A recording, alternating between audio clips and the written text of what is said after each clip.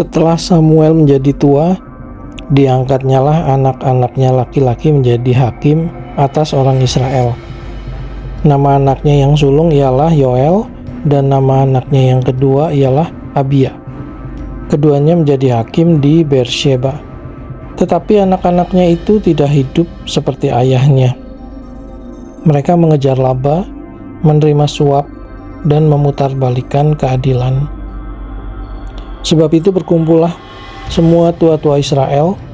Mereka datang kepada Samuel di Rama dan berkata kepadanya, "Engkau sudah tua dan anak-anakmu tidak hidup seperti engkau.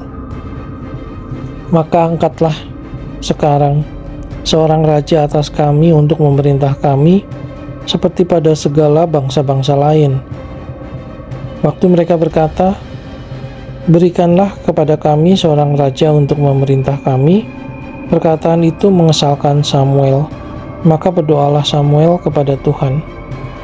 Tuhan berfirman kepada Samuel, "Dengarkanlah perkataan bangsa itu dalam segala hal yang dikatakan mereka kepadamu, sebab bukan engkau yang mereka tolak, tetapi akulah yang mereka tolak, supaya jangan aku menjadi raja atas mereka.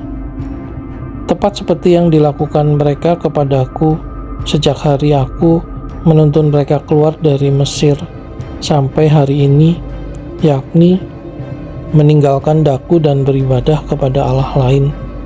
Demikianlah juga dilakukan mereka kepadamu. Oleh sebab itu dengarkanlah permintaan mereka, hanya peringatkanlah mereka dengan sungguh-sungguh dan beritahukanlah kepada mereka apa yang menjadi hak raja yang akan memerintah mereka." Dan Samuel menyampaikan segala firman Tuhan kepada bangsa itu yang meminta seorang raja kepadanya.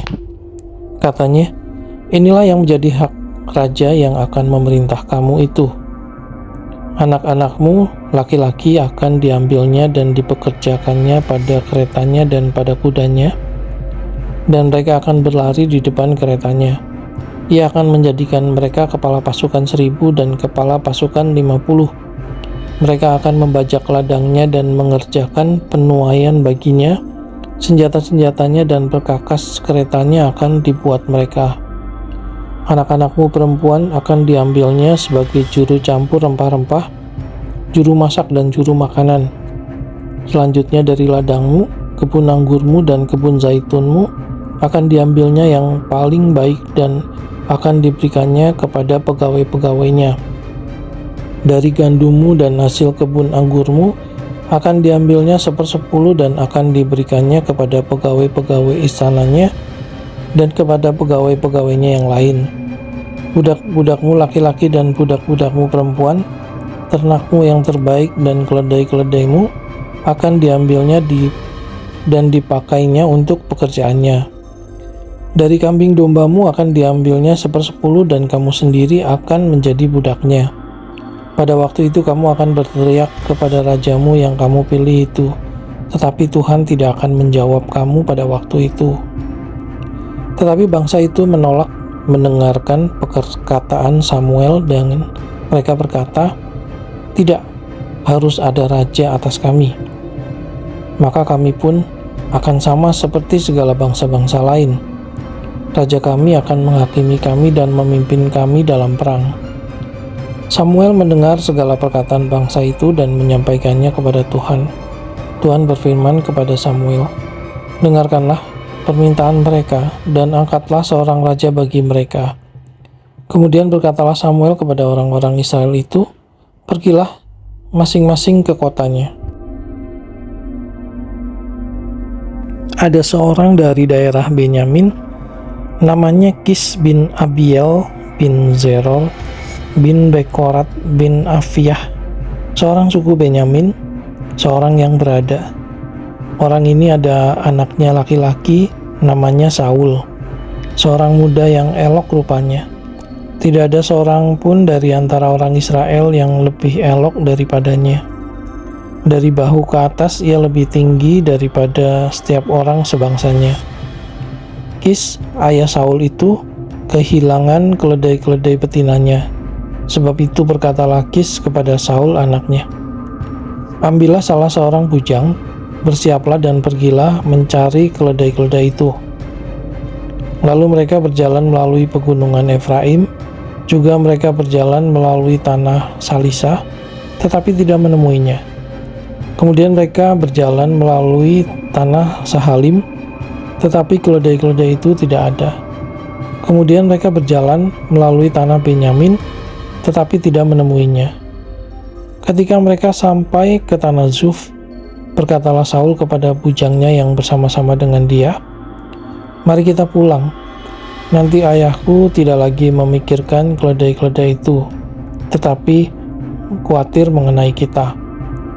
Tetapi orang ini berkata kepadanya, "Tunggu, di kota ini ada seorang abdi Allah, seorang yang terhormat. Segala yang dikatakannya pasti terjadi. Marilah kita pergi ke sana sekarang juga. Mungkin ia dapat memberitahukan kepada kita tentang perjalanan yang kita tempuh ini." Jawab Saul kepada bujangnya itu, "Tetapi kalau kita pergi, apakah yang kita bawa kepada orang itu? Sebab roti di kantong kita telah habis dan tidak ada pemberian untuk dibawa kepada abdi Allah itu. Apakah yang ada pada kita?" Jawab bujang itu pula kepada Saul, "Masih ada padaku 1/4 shikal perak. Itu dapat aku berikan kepada abdi Allah itu, maka ia akan memberitahukan kepada kita tentang perjalanan kita." Dahulu di antara orang Israel, apabila seseorang pergi menanyakan petunjuk Allah, ia berkata begini, "Mari kita pergi kepada pelihat, sebab nabi yang sekarang ini disebutkan dahulu pelihat." Kemudian berkatalah Saul kepada bujangnya itu, "Pikiranmu itu baik, mari kita pergi." Maka pergilah mereka ke kota, ke tempat abdi Allah itu. Ketika mereka naik jalan pendakian ke kota itu, mereka bertemu dengan gadis-gadis yang keluar hendak menimba air. Mereka bertanya kepada gadis-gadis itu, "Pelihat ada di sini?" Jawab gadis-gadis itu kepada mereka, "Ya ada, baru saja ia mendahului kamu. Cepat-cepatlah sekarang. Ia datang ke kota hari ini karena ada perjamuan korban untuk orang banyak di bukit pada hari ini. Apabila kamu masuk ke kota, kamu akan segera menjumpainya sebelum ia naik ke bukit untuk makan, sebab orang banyak tidak akan makan sebelum ia datang, karena dialah yang memberkati korban. Kemudian barulah para undangan makan. Pergilah sekarang, sebab kamu akan menjumpainya dengan segera." Maka naiklah mereka ke kota, dan ketika mereka masuk kota, Samuel yang berjalan keluar untuk naik ke bukit berpapasan dengan mereka. Tetapi Tuhan telah menyatakan kepada Samuel sehari sebelum kedatangan Saul demikian, "Besok kira-kira waktu ini, aku akan menyuruh kepadamu seorang laki-laki dari tanah Benyamin.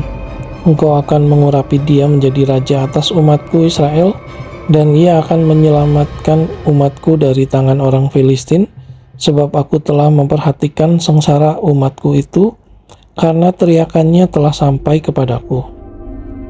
Ketika Samuel melihat Saul, maka berfirmanlah Tuhan kepadanya, "Inilah orang yang kusebutkan kepadamu itu. Orang ini akan memegang tampuk pemerintahan atas umatku."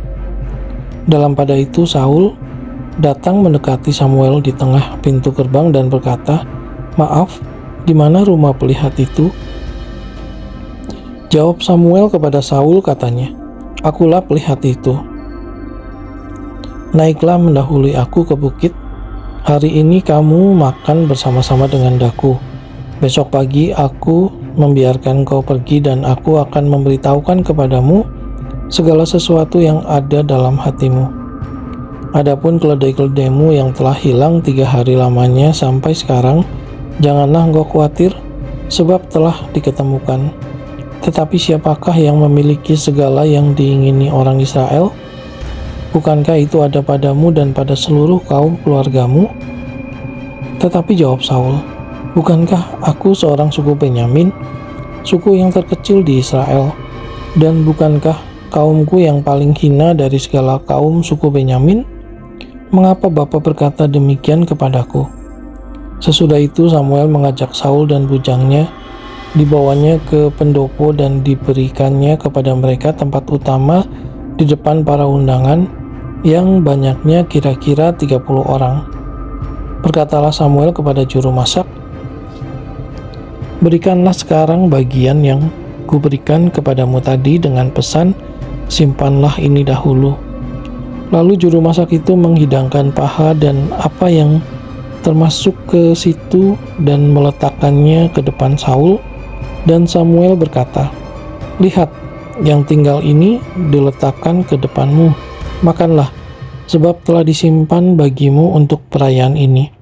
Ketika aku berkata, "Aku telah mengundang orang banyak," demikianlah pada hari itu Saul makan bersama-sama dengan Samuel. Sesudah itu turunlah mereka dari bukit ke kota, dan Samuel bercakap-cakap dengan Saul di atas sotoh. Mereka bangun pagi-pagi, dan ketika fajar menyingsing, Samuel memanggil Saul yang ada di atas sotoh itu, katanya, "Bangunlah, aku akan mengantarkan engkau." Lalu Saul bangun dan mereka keduanya pergi keluar, yakni ia dan Samuel.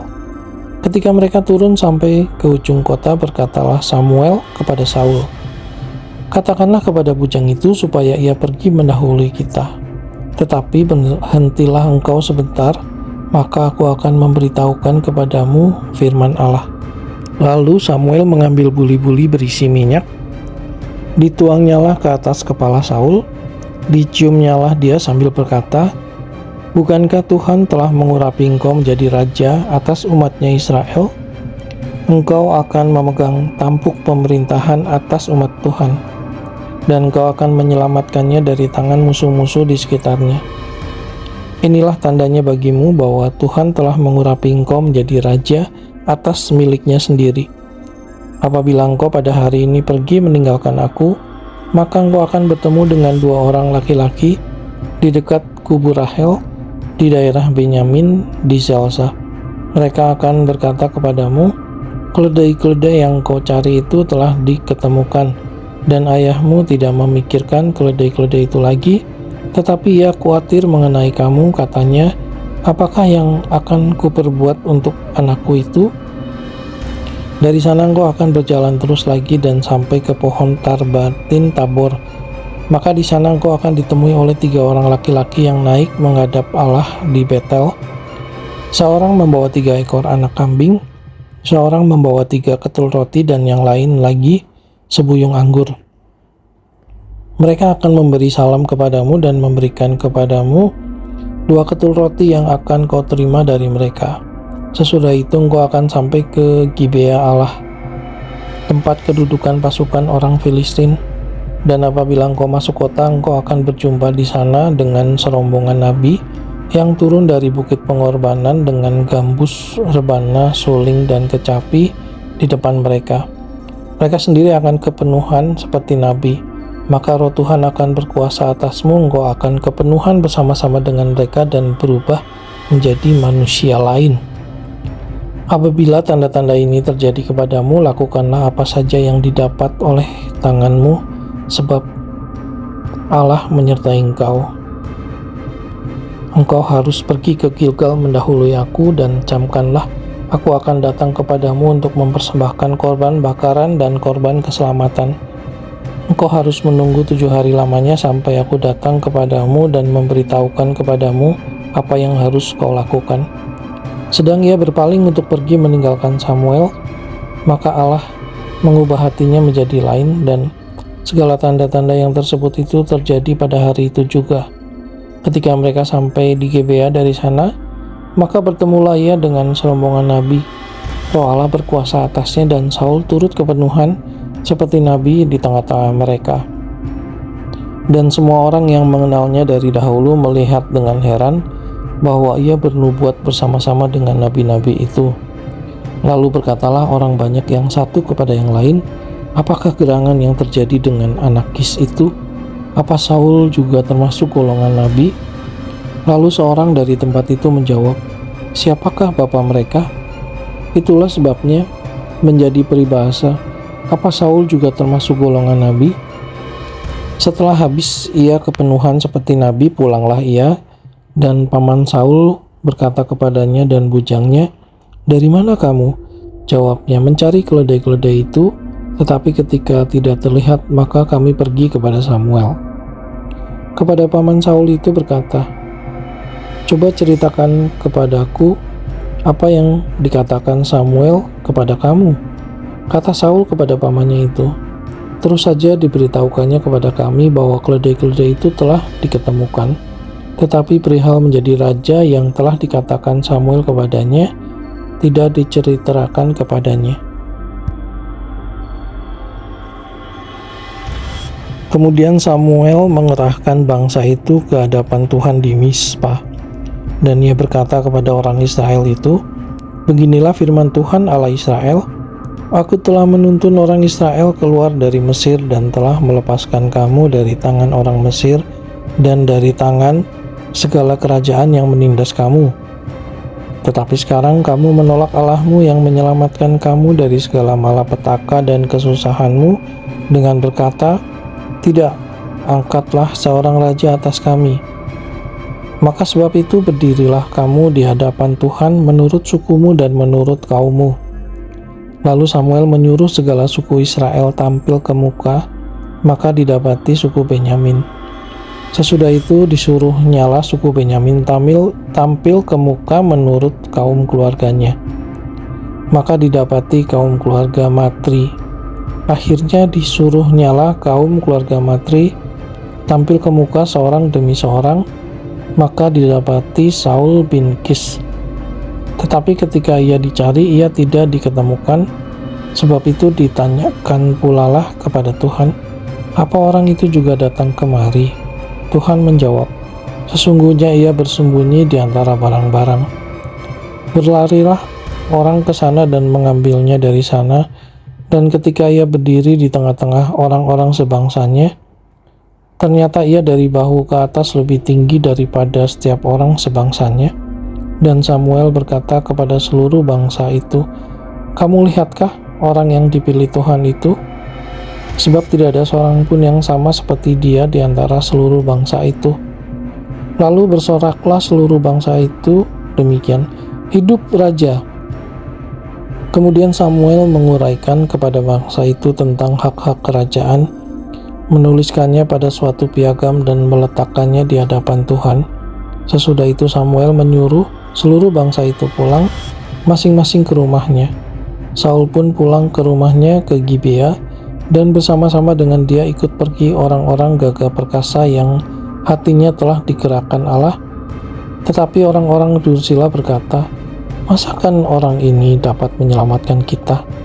Mereka menghina dia dan tidak membawa persembahan kepadanya, tetapi ia pura-pura tuli.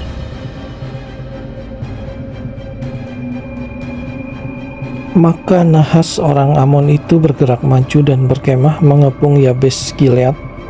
Lalu berkatalah semua orang Yabes itu kepada Nahas, "Adakanlah perjanjian dengan kami, maka kami akan takluk kepadamu." Tetapi Nahas orang Amon itu berkata kepada mereka, "Dengan syarat inilah aku akan mengadakan perjanjian dengan kamu, bahwa tiap mata kananmu akan kucungkil. Dengan demikian aku mendatangkan malu kepada segenap orang Israel." Para tua-tua Yabes berkata kepadanya, "Berilah kelonggaran kepada kami 7 hari lamanya, supaya kami mengirim utusan ke seluruh daerah Israel, dan jika tidak ada seorang pun yang menyelamatkan kami, maka kami akan keluar menyerahkan diri kepadamu." Ketika para utusan itu sampai di Gibea Saul dan menyampaikan hal itu kepada bangsa itu, menangislah bangsa itu dengan suara nyaring. Saul baru saja datang dari padang dengan berjalan di belakang lembunya, dan ia bertanya, "Ada apa dengan orang-orang itu, sehingga mereka menangis?" Mereka menceritakan kepadanya kabar orang-orang Yabes itu. Ketika Saul mendengar kabar itu, maka berkuasalah roh Allah atas dia, dan menyala-nyalalah amarahnya dengan sangat. Diambilnyalah sepasang lembu, dipotong-potongnya, lalu potongan-potongan itu dikirimkannya ke seluruh daerah Israel dengan perantaraan utusan. Pesannya, "Siapa yang tidak maju mengikuti Saul dan mengikuti Samuel, lembu-lembunya akan diperlakukan juga demikian." Lalu Tuhan mendatangkan ketakutan kepada bangsa itu, sehingga majulah mereka serentak. Ketika Saul memeriksa barisan mereka di Besek, Maka ada 300.000 orang Israel dan 30.000 orang Yehuda.